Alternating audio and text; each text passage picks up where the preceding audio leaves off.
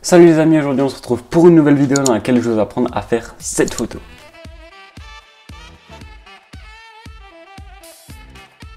Donc pour réaliser cette photo, il vous faut la photo de la Tour Eiffel récemment et une ancienne photo de Tour Eiffel. Donc nous allons d'abord déplacer l'ancienne photo de la Tour Eiffel sur la nouvelle.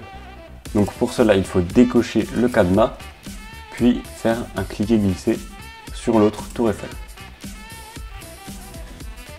Ensuite, tout en sélectionnant l'ancienne Tour Eiffel, vous faites un CTRL-T pour pouvoir l'agrandir. Comme ceci. Donc là, vous l'agrandissez un petit peu.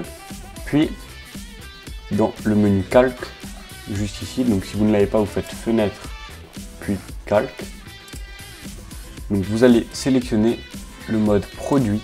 Donc comme ça, vous voyez les photos en transparence et vous pouvez les superposer.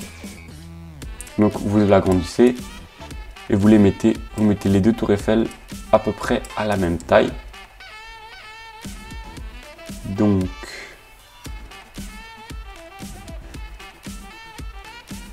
voilà, comme ceci. Puis ensuite vous pouvez remettre en mode normal.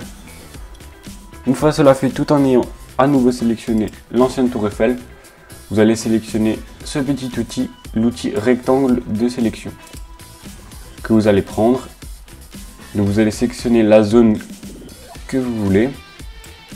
Donc imaginons que vous êtes trompé et que vous voulez refaire votre sélection, vous faites un CTRL-D et donc vous pouvez le refaire à l'infini et lâcher quand vous le souhaitez. Voilà, CTRL-D et vous pouvez refaire. Donc là vous allez sélectionner la partie que vous souhaitez, donc moi je vais choisir cette partie là. Puis ensuite nous allons utiliser un outil qui s'appelle le masque de fusion. Donc le petit outil en bas à droite juste là, et vous allez cliquer dessus. Donc comme vous pouvez le voir, on voit déjà un bon petit résultat. Donc si jamais il y a eu encore un petit décalage à cause du masque de fusion, donc vous pouvez à nouveau faire un CTRL-T et régler l'image comme vous le souhaitez. Donc comme ceci, c'est parfait. Donc une fois cela fait, vous allez faire un double clic juste ici, donc pas sur le nom, juste au-dessus.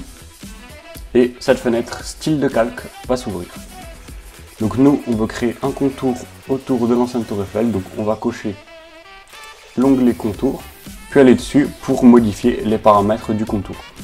Donc nous, on veut un contour en blanc, avec une opacité à 100%. Donc maintenant, on va pouvoir choisir sa taille. Donc vous voyez, vous pouvez le faire très grand, comme très petit. Moi je vais faire un contour à 7, ça me paraît très bien. Ensuite nous pouvons rajouter un autre effet qui va être très sympathique, donc ça s'appelle ombre portée. Donc on clique dessus, et donc vous voyez ça met en avant la tour Eiffel plus ancienne. Donc ensuite vous pouvez choisir l'opacité, etc. Donc moi je mets environ à 34%. Donc ça met déjà pas mal en avant la tour Eiffel plus ancienne. Et ensuite vous pouvez aussi rajouter lueur externe pour que la tour Eiffel ressorte encore mieux. Et moi je mets une opacité à environ 16-17%. Et puis vous cliquez sur OK. Et donc voilà, votre photo est terminée. J'espère que ce petit tuto vous aura plu. N'hésitez pas à vous abonner et à mettre un like. Allez, ciao!